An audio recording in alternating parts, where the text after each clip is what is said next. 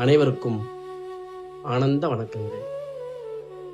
இன்றைய ஆத்ம உபதேசம் சும்மா இரு. இந்த வார்த்தை ஒரு மகா வாக்கியம்.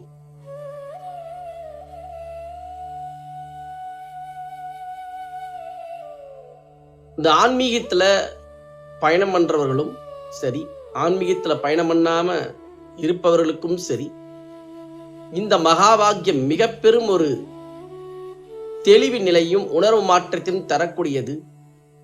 இந்த சத்தியத்தை நன்கு ஆழ்ந்து கவனியுங்கள். இது கேட்கும் பொழுதே உங்களுக்குள் அனுபவத்தை உருவாக்கும் ஞான உபதேசம் இது. சும்மா இரு என்றால் ஒரு சாதாரணமாக புரிந்து கொள்ள வேண்டும் என்றால் எதையும் செய்ய வேண்டாம் என்று அர்த்தம். ஆனால் இந்த மகா வாக்கியம் சும்மா இரு என்பது எதை சொல்கின்றது?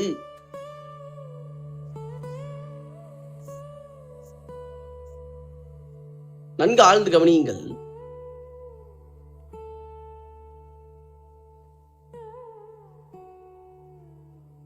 எதை செய்தாலும் எதை சிந்தித்தாலும் நான் சிந்திக்கின்றேன், நான் செயலாற்றுகின்றேன் என்கின்ற உணர்ச்சி முடிச்சுகள் இல்லாமல்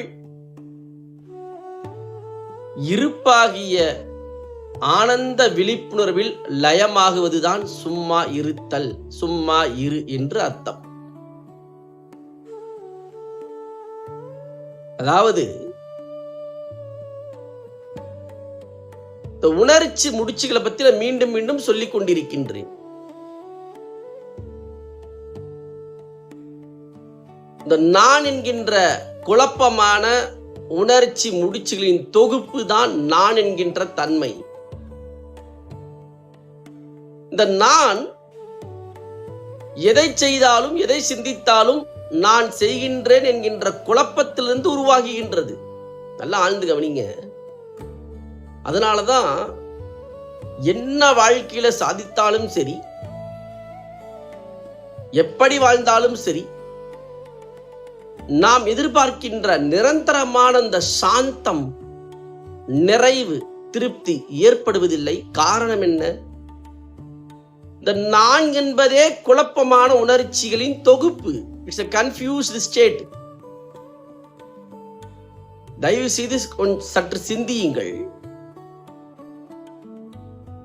பிறந்தது முதல் இன்று வரை நீங்கள் உங்கள் வாழ்க்கையில் வாழ்ந்த வாழ்க்கை மொத்த சாரமாக நீங்கள் எதிர்பார்த்து நிரந்தரமான அமைதி, சாந்தம், ஆனந்தம், சந்தோஷம் என்கின்ற நிறைவு, திருப்தி. இது ஏன் நமக்கு நடக்கவில்லை? காரணம் என்ன? இன்பமும் துன்பமும் மாறி மாறி நடந்து கொண்டே இருக்கின்றதே. ஏன்? காரணம், நான் என்கின்ற குழப்பமான உணர்ச்சி முடிச்சுகளிலிருந்து எதை செய்தாலும் உங்க ஆன்மா எதிர்பார்க்கின்ற நிறைவு, திருப்தியை உணர இயலாது. இது நன்கு ஆழ்ந்து கவனியுங்கள். நான் என்கின்ற உணர்ச்சி முடிச்சிலிருந்து செயல்படுவதினால்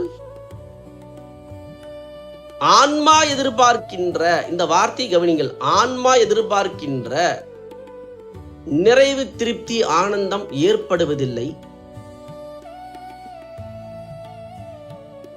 இந்த சும்மா இரு என்பதே இந்த நான் என்கின்ற உணர்ச்சி முடிச்சுகளில் இருந்து விடுதலை அடைந்து இருப்பாயிருக்கின்ற ஆத்ம ஆனந்த விழிப்புணர்வில் லயம் கொள்வாயாக என்பதுதான் உண்மையான அர்த்தம்.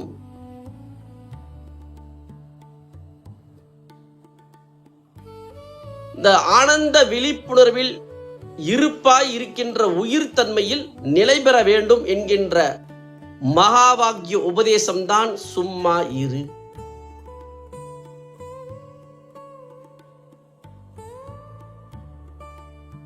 இந்த அனுபவம், இந்த அனுபவத்தை நோக்கிதான் இது எடுத்துச் செல்கின்றது.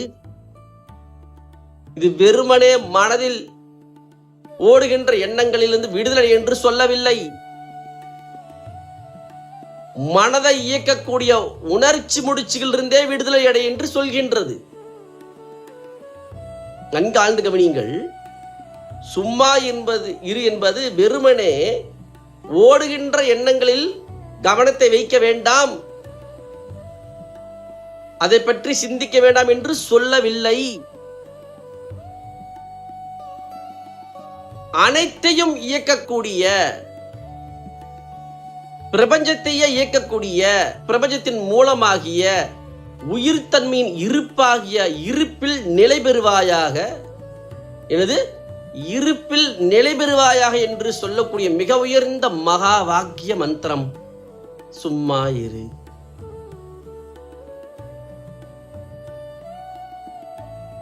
இந்த வார்த்தையின் மூலமாக ஏற்படக்கூடிய அனுபவம் என்னவென்றால் ஆனந்த உணர்வில் லயமாவது. இந்த ஆனந்த விழிப்புணர்வில் நீங்கள் சிந்திப்பதினாலோ எந்த செயலை செய்தாலோ நான் தான் செய்கின்றேன் என்கின்ற அகங்காரம் அற்ற தன்மையில் நீங்கள் நிலை பெறுவீர்கள். அருணகிரிநாதருக்கு முருகப்பெருமான் உபதேசம் செய்த இந்த சும்மா இரு சொல்லற என்கின்ற வார்த்தையும் கூட இதைத்தான் சொல்ல வருகின்றது. தொடர்ந்து நான் தன்மையில் சிக்குவதினால் ஏற்படுகின்ற மாயிலிருந்து விடுதலை அடைந்து இருப்புத்தன்மையில் நிலை பெறுவாயாக என்கின்ற மகா வாக்கிய மந்திரம்.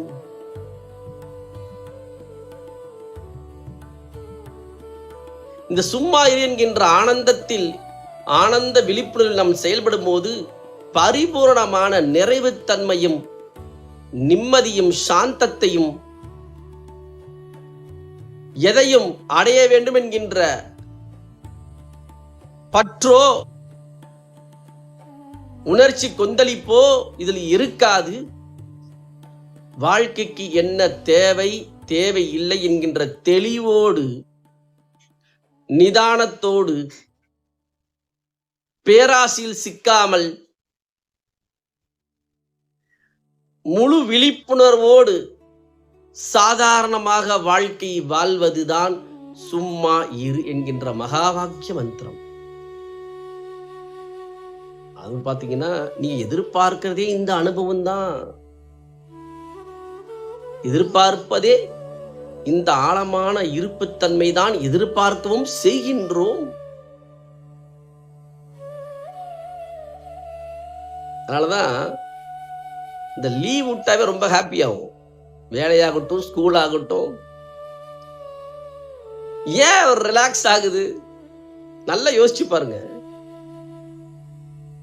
மீது எல்லாத்துலயுமே நான் ஏதோ ஒன்று செய்கின்றேன் என்கின்ற விஷயம் இயங்கிக்கிட்டே இருக்கு. அதனாலதான் பாருங்க, எந்த ஒரு மனிதனும் இந்த ரிலாக்ஸ்டா இருக்கிறத ஃபீல் பண்ணதான் செய்வாங்க. ஒரு ரிலாக்ஸ்டா ஒரு வெக்கேஷன் போறது, ஒரு டூர் போறது, இது பிராக்டிகலா நடக்கவும் செய்யுது.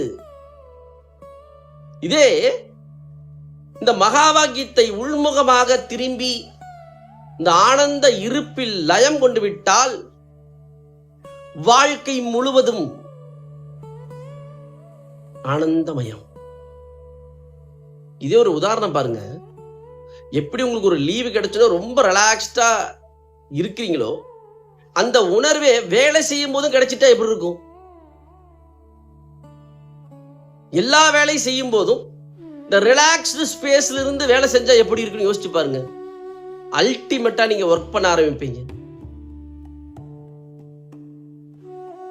ஜாய்ஃபுல்லா இருக்க ஆரம்பிப்பீங்க. இதுதான் ஆன்மாவின் இருப்பு. இந்த உயிர் இந்த உடலையே படைத்த பிறகும் கூட அவருடைய இருப்பில் நான் உருவாக்கவில்லை என்கின்ற எண்ணத்தை கடந்து இந்த ஆனந்த விழிப்புணர்வுகளில் லயமாகி கொண்டிருக்கின்றது. இதுதான் பிரபஞ்சமும் இருக்கின்றது. இந்த உலகத்தையே படைத்திருந்த பிரபஞ்ச சக்தி, அந்த இருப்பின் தன்மையான ஆனந்த விழிப்புணர்வு சக்தி. ஆனால் ஒருபோதும் நான் தான் படைத்தேன் என்கின்ற எந்த ஒரு எண்ணமும் இல்லாத தன்மையில் இயங்கிக் கொண்டே இருக்கின்றது ஆனந்தத்தில், பேரானந்தத்தில். அதிலிருந்து பிறக்கப்பட்ட அந்த ஜீவாத்மாவும் இதில் தான் இயங்குகின்றது.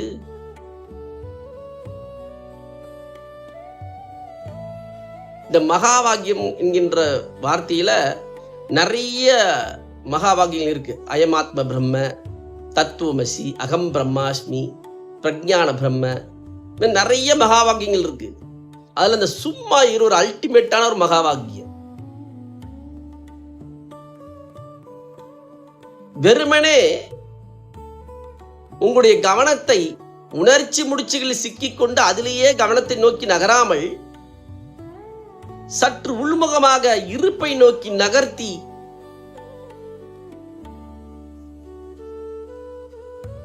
உள்முகமாக இருக்கும் இருப்பை நோக்கி உணர்ந்து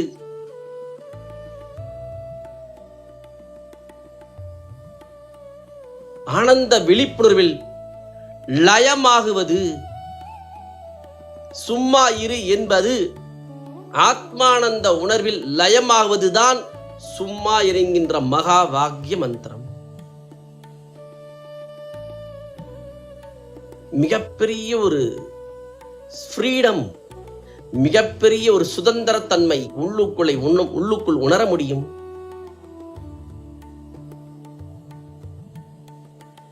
இது உணர்வு சார்ந்தது, மனம் சார்ந்தது அல்ல.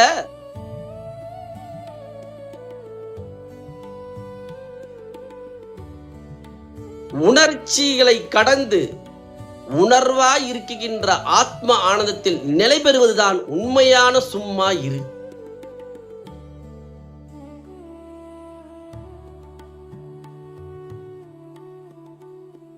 சும்மா இருங்கிற அனுபவம் நடந்தா எப்படி சாமி இருக்குன்னு கேட்டீங்கன்னா, பரிபூரணமான வாழ்ந்தோங்கிற திருப்தி, நிறைவு.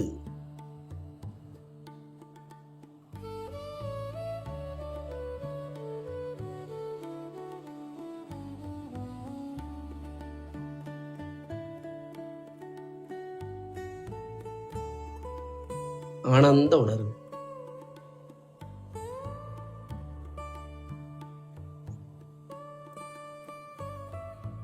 ஆனந்த உணர்வு.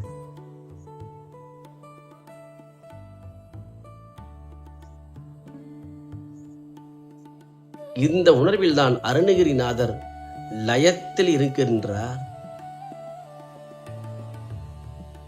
அவரோட வாழ்க்கை பற்றி உங்களுக்கு தெரியும். சமுதாயம் சார்ந்து ரொம்ப உணர்ச்சி முடிச்சுகளை சிக்கி உள்ளுக்குள் பொங்குகின்ற உணர்ச்சியுடைய கொந்தளிப்பில் தன்னுடைய சுயநினைவை இழந்து இந்த உணர்ச்சியில் சிக்கி ரொம்ப உச்சத்துக்கு போறாரு. உடல் நோயால் அவதிப்படுற அளவுக்கு செல்றாரு. முருகப்பெருமான் சும்மா இரு என்கின்ற மகா வாக்கியத்தை அவர் சொன்னது ஆனந்த உணர்வு என்கின்ற உணர்விலிருந்து. நன்கு ஆழ்ந்து புரிந்து கொள்ளுங்கள். இந்த மகா வாக்கியம் எந்த உணர்விலிருந்து குருநாதரிடம் வெளிப்படுகின்றதோ அந்த உணர்வு நிலைக்குத்தான் கேட்பவர்களும் செல்வார்கள். வெறுமனே மனதை பற்றி மட்டும் தெரிந்து கொண்டு எண்ணங்களை மட்டுமே பேசிக்கொண்டிருக்கின்ற ஒரு குருநாதர் சும்மா இரு என்று சொன்னார். மனரீதியாக மட்டும்தான் அனுபவம் நடக்கும். நிச்சயமாக உணர்வு மாற்றம் நடக்காது. உணர்வு ரீதியாக வாழக்கூடிய குருமார்களிடமிருந்து இந்த சும்மார் என்கின்ற வார்த்தை வந்தால் நிச்சயமாக கேட்பவர்களுக்கு உணர்வு மாற்றம் ஏற்படும். Transformation process. மனரீதியாக கேட்பவர்களுக்கு, மனரீதியாக சொல்பவருக்கு பரவசம் என நடக்கும். சமாதானம். ஆனா உணர்வு ரீதியாக வெளிப்படுகின்ற இந்த சத்தியத்தை எந்த ஒரு மனிதன் கேட்டாலும் சரி, உணர்வு ரீதியான மாற்றம் நடந்தே தீரும். அதான் சும்மா இரு என்கின்ற ஆழமான சத்தியம். உன் இருப்பில் நிலை பெறுவாயாக என்று அருணகிரிநாதருக்கு முருகப்பெருமான் இந்த வாசகத்தின் மூலமாக சொல்கின்றார். ஆழ்ந்து கேளுங்கள். உன் இருப்பில் நிலை பெறு, உன் இருப்பில் நிலை பெறுவாயாக. எங்கிருந்து நீ வந்தாயோ அந்த இருப்பிலேயே நிலை பெறுவாயாக என்று மகா வாக்கியமாக சும்மா இரு என்கின்ற சத்தியத்தை முருகப்பெருமான் பேரானந்தம் என்கின்ற உணர்விலிருந்து வெளிப்படுத்தியதனால் அக்கணமே அருணகிரிநாதருக்கு ஏற்பட்ட அனுபவம் இந்த பேரானந்த உணர்வு. It is a initiation. It is not a teaching. தீட்சை. It is experience. Transformation process. உணர்ச்சி முடிச்சியில் சிக்கிக் கொண்டிருக்கின்ற அருணகிரிநாதருக்கு இந்த மகா வாக்கியத்தை சொன்னவர் முருகப்பெருமான் ஆனந்தத்திலிருந்து வெளிப்பட்டதனால் அருணகிரிநாதரும் அந்த ஆனந்தத்திலேயே லயமாகின்றார்.